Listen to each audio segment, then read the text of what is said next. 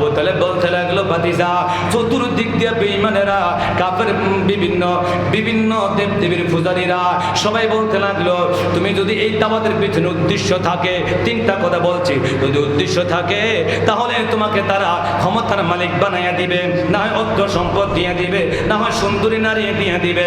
এরপর যদি এই দাওয়াত দাও তুমি বন্ধ করে দাও, আমি প্রস্তাব নিয়ে এসেছি, বলে দাও কোনটা রাখবে, কোনটা তুমি মানবে, কোনটা ছেড়ে দিবে। আমার নবীদের মনটা বেজার হয়ে গেল। আমি ভাবলাম কি, আর আমার চাচা বলতেছে কি, গভীর রজনীতে কেউ নাই।